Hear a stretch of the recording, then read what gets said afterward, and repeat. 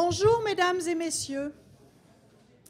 Mon nom est Valérie Royard, directrice des communications de l'Université du Québec. Je vous souhaite la bienvenue au Château Frontenac dans le cadre de la remise d'un doctorat honorifique à Monsieur Pierre Martin. Je vous invite à accueillir les invités d'honneur, parmi lesquels nous trouverons Monsieur Jean-Paul Beaulieu, sous-ministre au ministère des Affaires municipales et des régions, Madame Hélène Pétremblay, sous-ministre adjointe à l'enseignement supérieur, Monsieur Jacques Jolicoeur, ici présent à ma droite, représentant de la Ville de Québec, ainsi que Monsieur Louis Bernard, Monsieur Dominique Brown, Madame Marjolaine Castonguay, Monsieur Guy Coulombe, Monsieur Richard Drouin, Monsieur Jean Larocque, Monsieur Jean Rochon, ainsi que Monsieur Robert Tessier.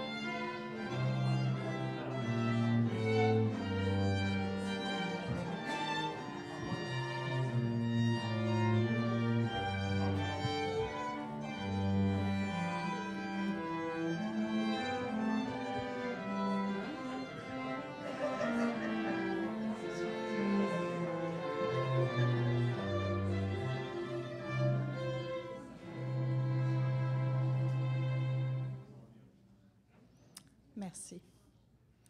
Dans quelques instants, nous accueillerons le cortège universitaire.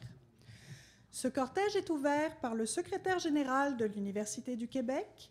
Viennent ensuite les vice-présidents ayant été à l'emploi de l'Université du Québec, les personnes ayant été membres de l'Assemblée des gouverneurs, les membres du Cercle d'excellence et les récipiendaires des prix d'excellence, les doyens, les cadres supérieurs d'établissement du réseau, les membres de l'Assemblée des gouverneurs, les chefs d'établissement universitaire et à la fin, le récipiendaire du doctorat honorifique et le président de l'Université du Québec.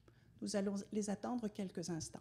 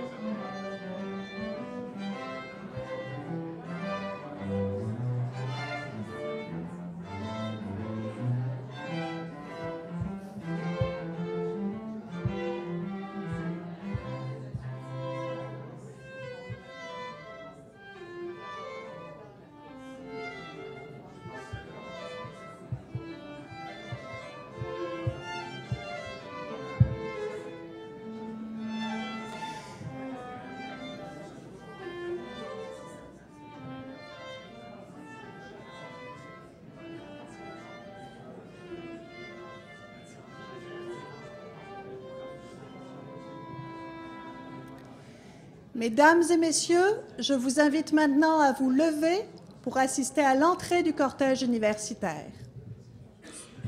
Merci.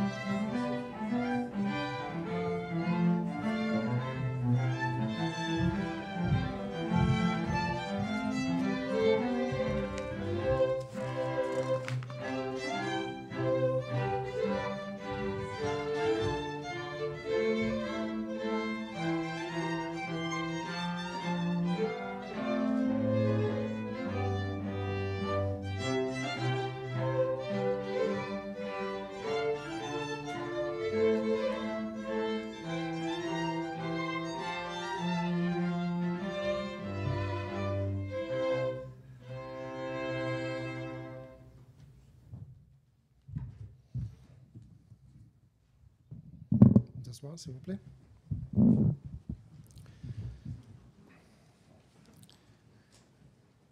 Chers collègues, chers amis de l'Université du Québec, mesdames et messieurs, bonjour et bienvenue à ces 40 ans d'histoire de l'Université du Québec.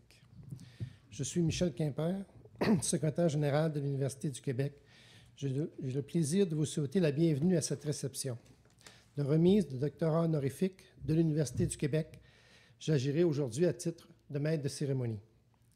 Dans quelques instants, le président de l'Université du Québec ouvrira officiellement cette cérémonie. Permettez-moi d'abord de vous présenter les personnes qui sont devant vous sur la scène. Je demande à chaque personne de se lever dès qu'elle est nommée. Et je vous demande de réserver vos applaudissements, qui j'imagine seront cumulatifs, pour la fin de cette présentation. Alors, dans la première rangée, M. Pierre Martin, récipiendaire du doctorat d'honneur. M. Pierre Moreau, président de l'Université du Québec. M. Daniel Coderre, vice-président à l'enseignement et à la recherche de l'Université du Québec. M. Jean Lavoie, vice-président à l'administration de l'Université du Québec. Dans la deuxième rangée, de votre gauche à votre droite, M. Pierre Lapointe, directeur général de l'Institut national de la recherche scientifique. M. Ghislain Bouc, recteur de l'Université du Québec à Trois-Rivières, M. Claude Corbeau, recteur de l'Université du Québec à Montréal, M. Michel Bellé, recteur de l'Université du Québec à Chicoutimi, M. Yves Beauchamp, directeur général de l'École de technologie supérieure. Dans la troisième rangée, de votre gauche à votre droite, Mme Joanne Jean, rectrice de l'Université du Québec en Abitibi-Témiscamingue, M. Michel Ringuet, recteur de l'Université du Québec à Rimouski, M. Jean Vaillancourt, recteur de l'Université du Québec en Outaouais, et M. Marcel Proulx, directeur général de l'École d'administration publique.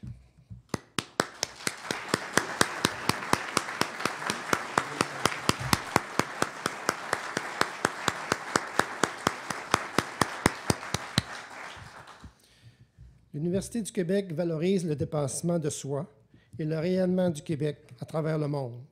Aujourd'hui, nous sommes heureux de mettre en lumière la carrière exceptionnelle d'un homme ayant contribué au développement du Québec et plus particulièrement à la création de l'Université du Québec.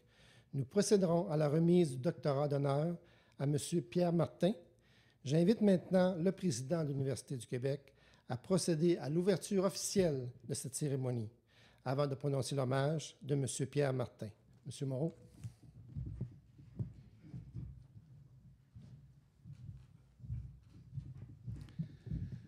Alors, Mesdames, Messieurs les membres de l'Assemblée des gouverneurs de l'Université du Québec, Mesdames, Messieurs les présidents de conseil d'administration des établissements de l'Université du Québec, Mesdames, Messieurs les invités d'honneur, les chers collègues de la communauté de l'Université du Québec, si vous permettez des salutations toutes spéciales aux amis de M. Pierre Martin et les artisans de l'Université du Québec qui sont venus ce soir pour cette cérémonie, et M.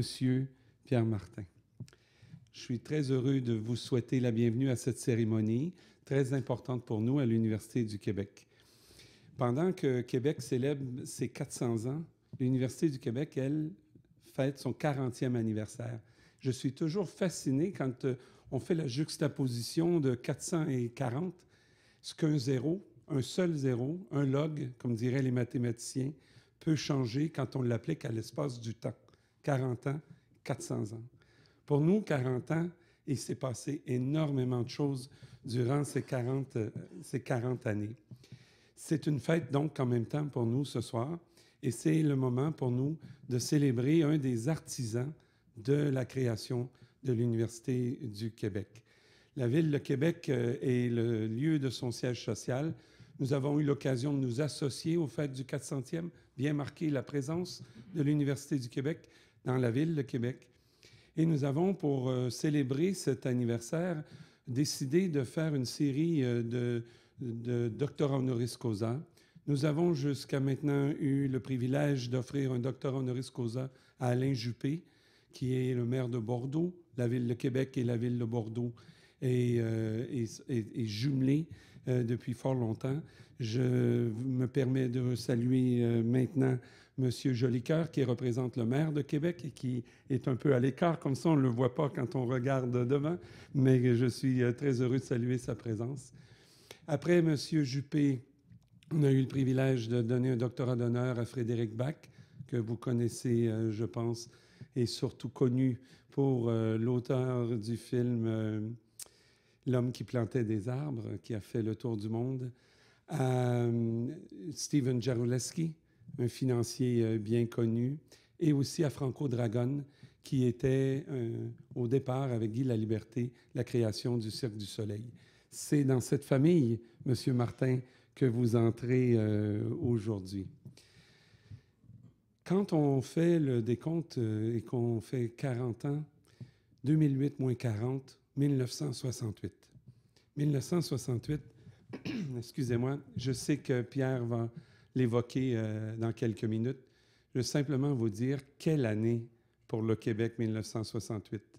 On sort de l'Expo de 67 où on était presque tous là. Pas tous, je vois des visages qui n'ont pas été certainement, mais plusieurs d'entre nous y étaient. C'est le moment où on ouvre nos ailes, on prend de l'assurance et on regarde l'avenir et on regarde le monde autrement. C'est dans cette année qu'on a créé l'Université du Québec.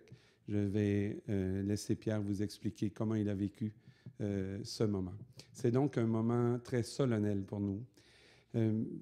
Pierre Martin, le doctorat honoris causa, c'est la distinction d'honneur la plus élevée qui soit à la disposition d'une université pour reconnaître les mérites d'un citoyen qui s'est démarqué de façon exceptionnelle au service de sa collectivité. C'est ce que nous voulons faire ce soir. C'est pour nous une cérémonie très solennelle, très protocolaire, comme vous avez pu le constater déjà.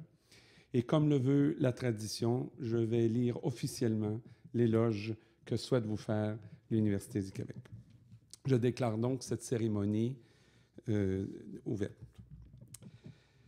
Donc, nous profitons de notre 40e anniversaire pour rendre hommage à Pierre Martin, l'un des visionnaires de la première heure et surtout l'un des artisans bâtisseurs de notre réseau qui, depuis 1968, a prouvé sa raison d'être et son rôle clé dans le développement de notre société.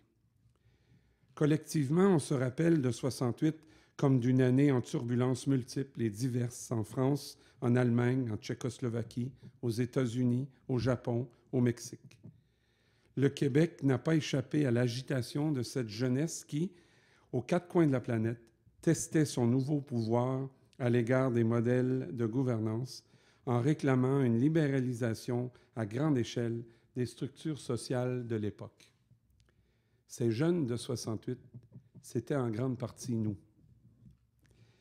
En 68, au Québec, l'éducation était au centre de nos revendications étudiantes parce que nous voulions, entre autres, avoir accès à l'éducation supérieure qui, pour nous, n'était absolument pas acquise à l'époque. Le système d'éducation faisait l'objet d'un renouvellement en profondeur depuis l'élection du gouvernement de Jean Lesage en juin 1960 et la publication du rapport Parent en 1963. Malgré cela, le jeune ministère de l'Éducation, nouvellement créé en 1964, allait affronter l'un des automnes scolaires les plus chauds de sa très courte histoire. Excusez-moi. C'est l'air du fleuve.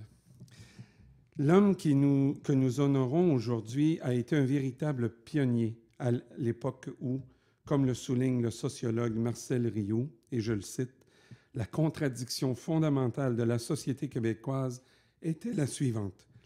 Bien qu'ayant toutes les apparences d'une société industrialisée et urbanisée, elle n'en conservait pas moins une culture largement traditionnelle. Le Québec vivait un type de société et en valorisait un autre. Le grand mérite du rapport Parent nous semble être une tentative qu'il a faite pour instituer et établir un système d'éducation qui corresponde à ce que le Québec était devenu dans les faits. Pour réussir pareille entreprise, le Québec avait besoin de visionnaires, de bâtisseurs. Plusieurs sont avec nous ce soir. Des bâtisseurs qui pouvaient à la fois tracer les orientations et créer rapidement les structures fonctionnelles capables de répondre aux besoins des nouvelles générations. Aux côtés de Paul Gérin-Lajoie, le premier des ministres de l'Éducation que le Québec ait connu, Pierre Martin s'est illustré comme l'un des artisans les plus doués de ce virage vers la modernité. Né en Montréal en 1938, c'est un anniversaire aussi pour lui, une dizaine, Pierre Martin fait ses études classiques au Collège Sainte-Marie, puis obtient en 1960 une licence de droit cum laude de l'Université de Montréal. Dès sa 4e année de droit, il commence à travailler avec Paul Gérin-Lajoie comme attaché de presse et conseiller politique. Il participe activement à de nombreuses réformes, comme la mise sur pied du régime des prêts et bourses, la création des commissions scolaires régionales pour l'enseignement secondaire public et la signature des premières ententes de coopération entre la France et le Québec. Je vais devoir faire une pause, je m'excuse. C'est une longue journée de discours aujourd'hui, vous m'excuserez. Et ce n'est pas très protocolaire ce que je fais. Après un stage à l'École nationale d'administration, l'ENA, à Paris, en 1965, Pierre Martin se voit confier plusieurs dossiers importants au ministère de l'Éducation de 1966 à 1969. Il participe notamment au groupe de travail qui a pour mandat de définir les grandes lignes du niveau collégial qui donnera lieu, à compter de septembre 67, à la création d'un nouveau réseau public d'éducation, celui des cégeps dans toutes les régions du Québec. Mais à ce moment-là, la question cruciale était de savoir comment les universités québécoises, peu nombreuses à l'époque, pourraient-elles absorber les nouvelles cohortes collégiales. Fort de l'expérience des cégeps, Pierre Martin se joint au groupe du ministère de l'Éducation qui est chargé de réfléchir sur l'accessibilité et l'expansion de la formation universitaire. En sa qualité de secrétaire du groupe, il rédige la majeure partie des documents qui proposeront la mise en œuvre d'une université publique à part entière, créée par l'État en réponse aux besoins éducatifs de la société québécoise, dotée d'établissements en région et fonctionnant en réseau. Le défi était de taille, puisqu'on voulait s'assurer que la formation des enseignants et les programmes d'études soient résolument placés sous le signe de la modernité, de l'interdisciplinarité et de la pérennité. Pierre Martin rédige également le mémoire présenté au Conseil des ministres, le projet de loi ensuite et les documents nécessaires aux travaux de la commission parlementaire qui se penche sur la création de l'Université du Québec. Le 14 décembre 1968, l'Assemblée législative adopte la loi 88 qui crée l'Université du Québec et les premiers établissements du réseau se mettent en place à Montréal, à Trois-Rivières et à Chicoutimi. La vision était devenue réalité. Ce réseau universitaire public allait répondre à long terme aux besoins du Québec, notamment au chapitre de l'accès aux études universitaires, du développement scientifique du Québec et du développement de toutes ces régions. Pierre Martin, le visionnaire, devient alors l'artisan qui concrétisa la vision. En tant que premier vice-président à la planification du réseau de l'Université du Québec, il établit les objectifs et prévoit les étapes de mise en œuvre à une cadence que l'on a peine à imaginer encore aujourd'hui. En 4 ans, le réseau universitaire est constitué. C'est tout le territoire du Québec qui deviendra le campus naturel de cette université publique, d'où l'idée de la structurer en réseau universitaire, bien que plusieurs universités de France s'organisent en réseau et que la plupart des États américains et de nombreux pays développés soient dotés d'au moins un réseau universitaire public. L'Université du Québec demeure un modèle unique au Québec et au Canada. En 1973, Pierre Martin revient au ministère de l'Éducation à titre de sous-ministre. Durant 5 ans, il s'attaque avec succès au dossier difficile des négociations avec le personnel enseignant, de l'admission à l'école anglaise et de l'assainissement des finances des commissions scolaires. Sous sa gouverne, la structure du ministère est simplifiée pour que les réseaux d'éducation publique puissent s'adresser directement aux interlocuteurs qui en sont responsables. En 1978, Pierre Martin devient secrétaire général associé aux emplois supérieurs. Encore une fois, il innove en établissant un cadre de recrutement, d'évaluation et de rémunération pour la haute direction de la fonction publique.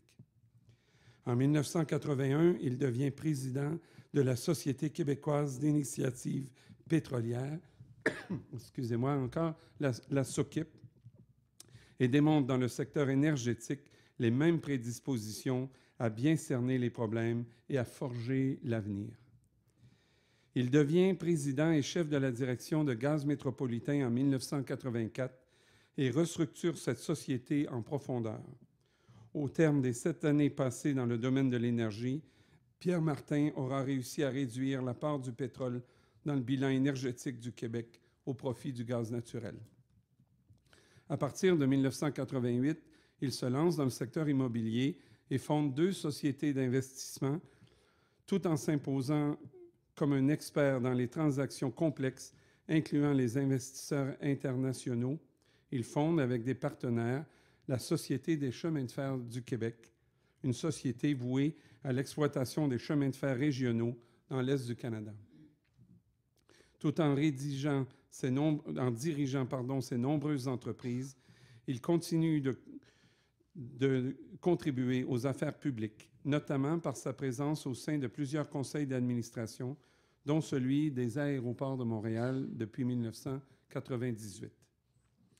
Monsieur Martin, vous avez porté au plus haut votre engagement envers la chose publique en investissant votre talent dans la création d'un système d'éducation et l'avancée de l'État québécois dans l'ère moderne. Alliant vision, audace et prudence, vous vous êtes révélé comme un véritable architecte, capable d'imaginer et de planifier la mise en place de structures complexes qui ont passé l'épreuve du temps en s'adaptant aux nouvelles réalités. Convaincu que l'éducation constitue la clé du développement d'une société, vous êtes parvenu, notamment par la clarté de vos écrits et par votre ouverture au changement, à inspirer de nombreuses équipes de travail tout au long de votre parcours. Votre remarquable contribution à la naissance et à l'essor de l'Université du Québec dans une période cruciale de développement de la société québécoise mérite de ne plus être passée sous silence. En rédigeant la loi sur l'Université du Québec, vous avez littéralement réalisé un acte fondateur dont l'envergure et la portée demeureront, espérons-le, une éternelle source d'inspiration pour l'évolution de notre réseau. Notre mission, notre raison d'être, nos réalisations, nos valeurs, ainsi que notre modèle d'organisation et de gouvernance nous permettent depuis 40 ans maintenant de contribuer concrètement au développement de nos concitoyens, à celui du savoir et des communautés régionales. À titre de visionnaire entrepreneur et d'artisan bâtisseur, vous avez consacré votre talent et votre énergie à construire une institution que nous avons le devoir de développer plutôt que de réduire au moment où nous entrons dans l'économie mondiale du savoir. Permettez-nous, malgré votre simplicité et votre modestie, de vous réitérer publiquement notre reconnaissance pour votre dévouement envers l'Université du Québec et aussi envers tout le système d'éducation québécois d'aujourd'hui qui a profité de votre hauteur de vue et de votre pragmatisme.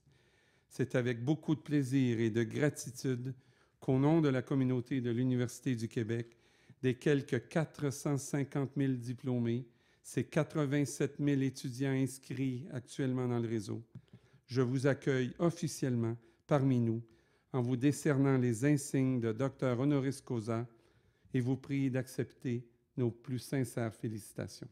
Bravo.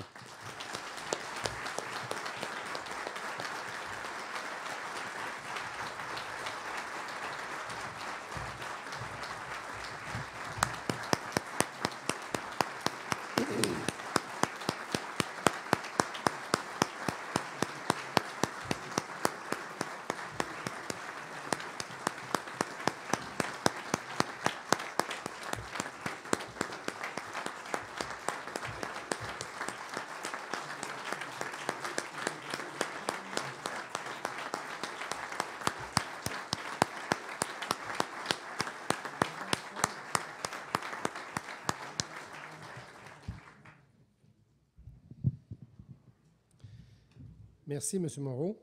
Nous allons maintenant remettre l'épitoge et le diplôme à M. Pierre Martin. L'épitoge moderne est une représentation stylisée du long capuchon qui ornait les toges des étudiants du Moyen Âge et même celle des druides celtes. L'épitoge était portée sur la toge dans la Rome antique. Elle représente le signe distinctif d'admission au grade de docteur. J'invite maintenant le président de l'Université du Québec ainsi que M. Pierre Martin à se lever et à faire 2 pas en avant pour la remise de l'épitoge.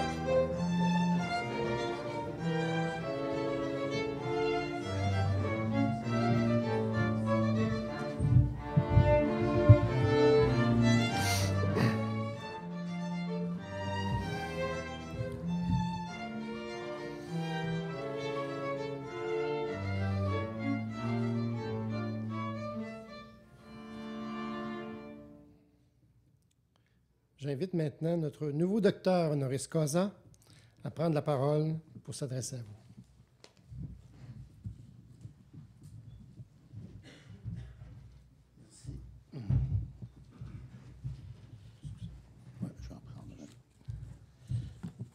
Monsieur le Président de l'Université, Messieurs, Mesdames, peut-être, je suppose, membres de l'Assemblée des gouverneurs, n'est-ce pas? Et Messieurs, Mesdames, directeurs d'établissement, chers collègues et chers amis. Vous me voyez évidemment bien ému de recevoir ce doctorat de l'Université du Québec, institution que j'ai contribué à créer et à façonner avec mes collègues, car il s'agissait évidemment d'un travail d'équipe et que je considère, dans la longue énumération que vous avez faite, Monsieur le Président, comme la contribution la plus importante qu'il m'aura été donné de faire. Tout de suite, je veux revenir à mes collègues, mes supérieurs du temps, mes confrères, dans le domaine, que ce soit du côté administratif ou politique, qui sont présents ici aujourd'hui, d'autres qui sont absents ou encore d'autres qui sont disparus. Et je veux remercier toutes ces personnes qui m'ont accompagné dans la conception et l'organisation de cette université et aussi des collèges que nous avions créés 2 années auparavant. Leur collaboration, leur confiance, leur soutien sont à l'origine du témoignage que vous m'avez rendu et je ne l'oublie pas.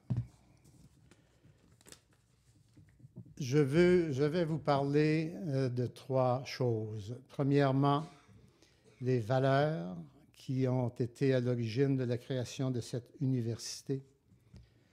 Deuxièmement, le succès de cette université.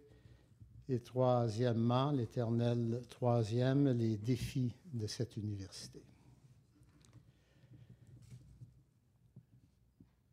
La conception de l'Université du Québec, sa création et son formidable succès immédiat s'expliquent par 2 principaux éléments, d'ailleurs complémentaires. D'une part, elle constituait le dernier ouvrage de la gigantesque mise en place d'un système d'éducation dont on disait qu'il devait aller de la maternelle à l'université, selon l'expression du temps. Et d'autre part, elle s'ajoutait à la liste des institutions porteuses nées de la Révolution tranquille des années 60. Dernier ouvrage, donc, d'un système scolaire complet, dont la Constitution n'avait débuté, rappelons-le, qu'en 1961.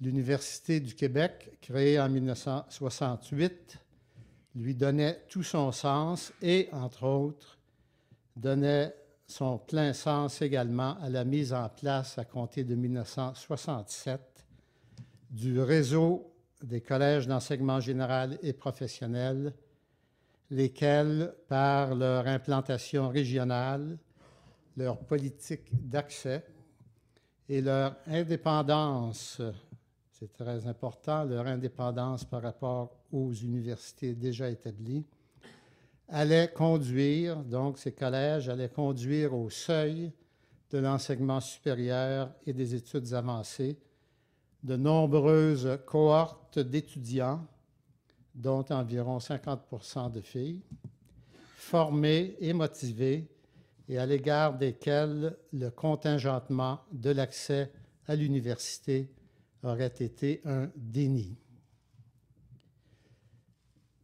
Parallèlement et deuxièmement, l'Université du Québec constituait ce que j'appelais, non sans provoquer certains sourires chez mes collègues du temps, l'un de ces instruments collectifs de développement, il fallait que je le passe, Maurice. Mais je suis très sérieux en disant ça, ce n'était pas qu'un phénomène éducatif, l'Université du Québec, c'était un instrument collectif du développement que le renouveau politique des années 60 avait mis en place sous le thème général de la maîtrise de notre développement culturel, économique, politique, social, ainsi que son rayonnement, non seulement dans l'ensemble canadien, mais aussi dans le monde. À cette époque, quelques idées simples ont été énoncées et dont la mise en œuvre aura été percutante et durable. La mise en place d'un régime de retraite universel qui a, idée très simple, qui aura généré un gigantesque amassement d'épargne et de richesses collectives, ainsi que la création, évidemment, de la Régie des rentes et de la Caisse des dépôts et placements.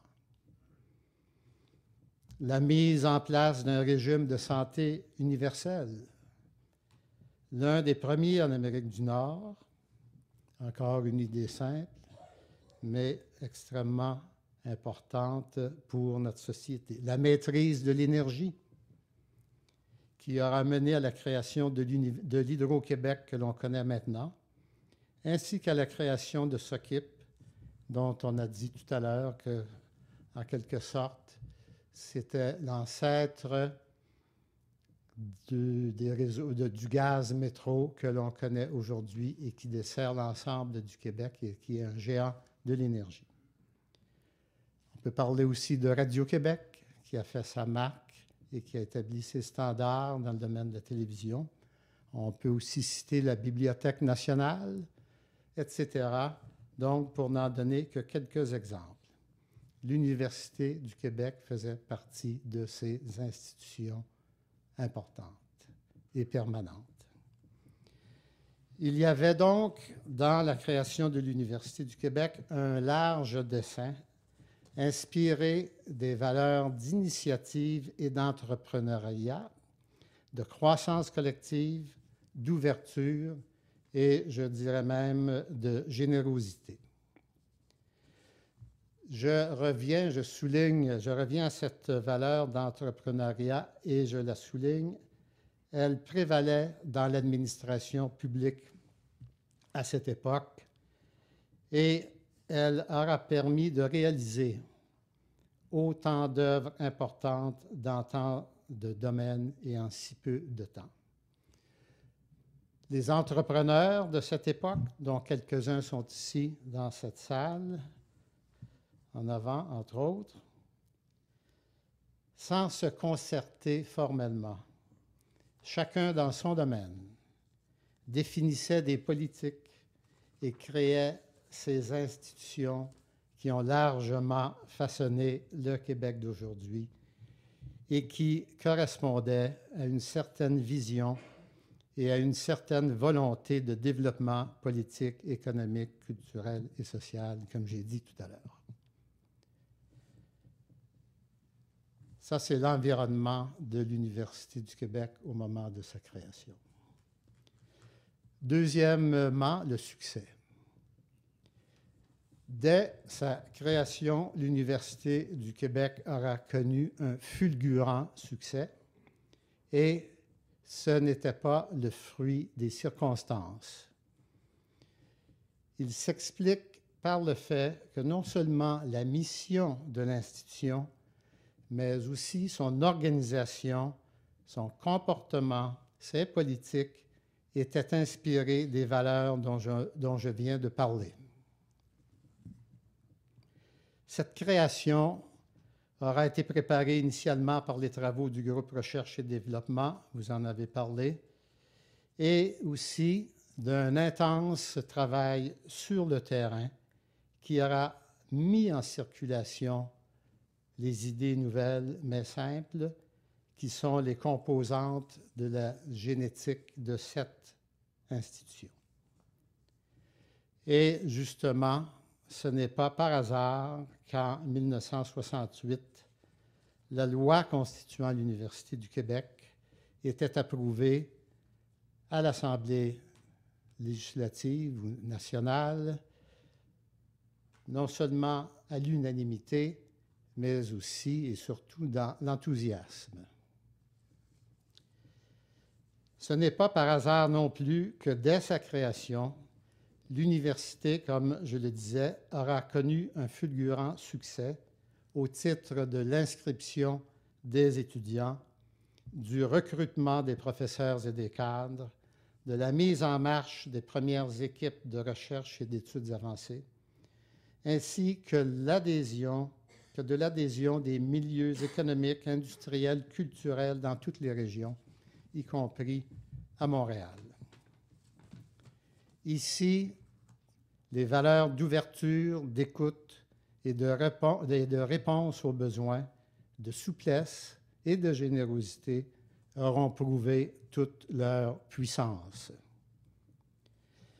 L'Université du Québec aura été la première université francophone, en tout cas, à standardiser un premier cycle universitaire de 3 ans, soit de 6 trimestres, à raison de 5 cours par trimestre, etc. Modèle qui est généralisé aujourd'hui, mais qui était unique encore dans nos universités à ce moment-là et qui tout de suite s'est imposé à tout le monde universitaire. Cette structure de programme, M. Boisvert, cette structure de programme ou de programmation permettait, entre autres, des combinaisons majeures et mineures, ce qui semble être un truisme d'en parler, mais qui n'existait pas et qui n'était pas permise auparavant, étant donné la rigidité des programmes existants. L'éclatement des structures facultaires, d'ailleurs, a encouragé la polyvalence dans la programmation, tout ceci au premier cycle, pour ordonner davantage la programmation aux besoins des étudiants et aussi, ne l'oublions pas, pour tenir compte des acquis et ouvrir la porte de l'université au plus grand nombre des motivés. Et il y avait un écho, évidemment, à ce dont vous avez parlé, les revendications de 1968. Cette souplesse et cette ouverture allait aussi supporter l'un des éléments essentiels de sa mission, soit la formation et le perfectionnement des maîtres pour les réseaux scolaires que nous avions récemment mis en place. Au deuxième et troisième cycle, comme en recherche, le même souci de qualité et de pertinence, la même ouverture aux défis de notre société. Comment analyser ces défis? Comment faire avancer les enjeux? Certains thèmes s'imposent: l'eau, l'énergie, l'organisation urbaine, la qualité de l'administration, le développement industriel. C'est dans cet esprit que la loi de l'université, vous le savez aussi bien que moi, permet la création d'une variété de types d'établissements. Université constituante à vocation générale, école supérieure, institut à vocation spécifique, ou générale, d'où l'ENAP, l'INRS, ainsi que l'école de technologie supérieure, qui aura un formidable impact sur l'enseignement des sciences appliquées au Québec. Nous sommes donc loin de la je cite, deuxième université de langue française à Montréal, et je ferme les guillemets, limitée au premier cycle que les universités existantes de l'époque voulaient bien consentir à la démocratisation de l'éducation.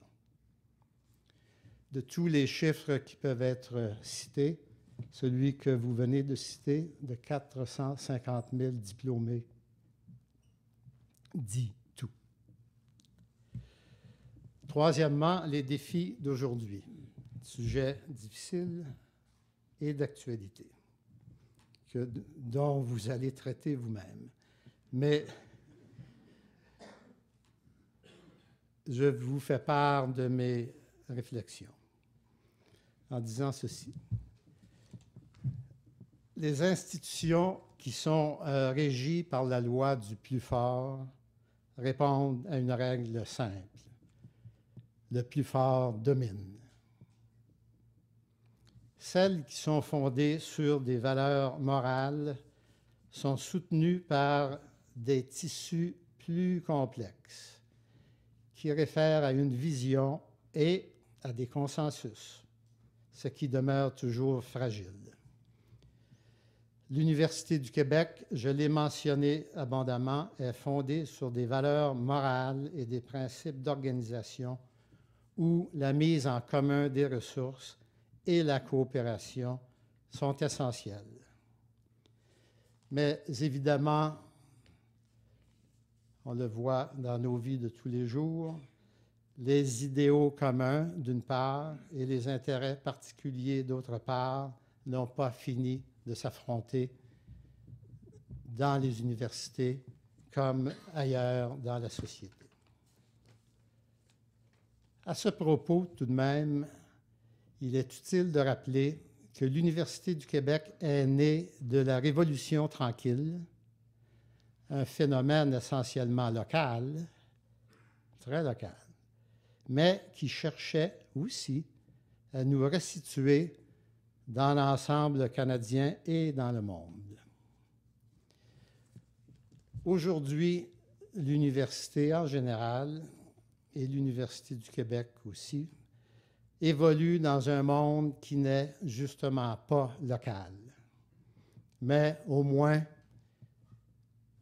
je vais utiliser le mot atlantique, pour ne pas dire universel, mais je vais utiliser une référence atlantique qui se rapporte à l'Europe et à l'Amérique du Nord.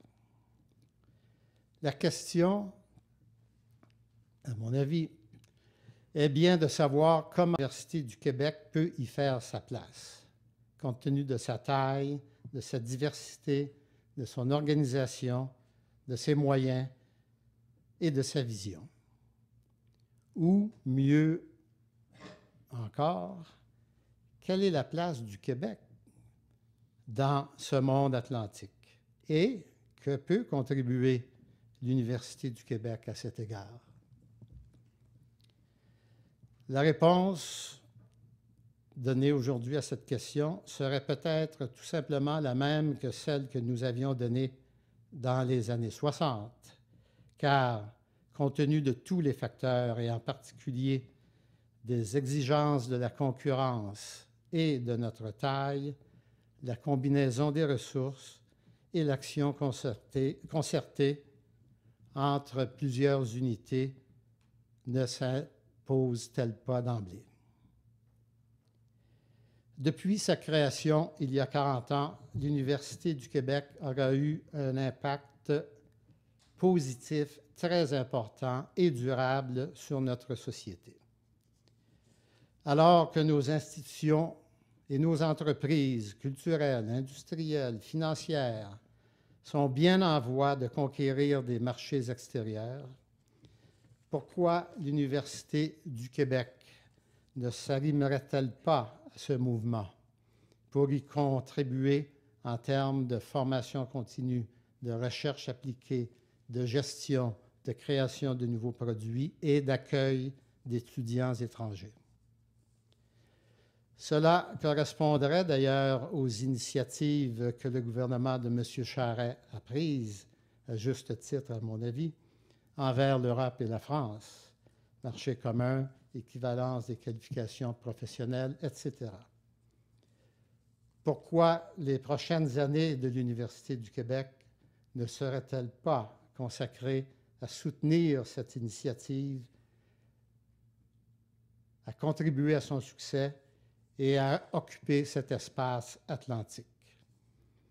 Il me semble que ce serait à la mesure de ses capacités et de sa mission.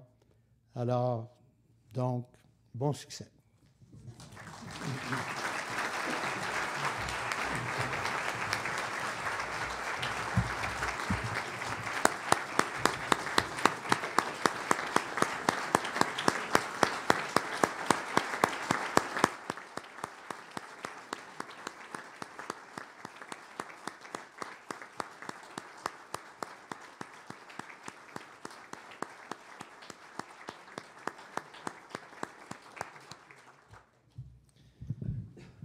Merci, M. Martin. Cette remise de doctorat d'honneur est pour l'Université du Québec un moment marquant qui s'inscrit dans le cadre des célébrations du 40e anniversaire de fondation de l'Université du Québec et du 400e de la Ville de Québec. Nous sommes fiers et heureux, M. Martin, de vous célébrer à cette occasion. Bravo et encore 1000 fois merci.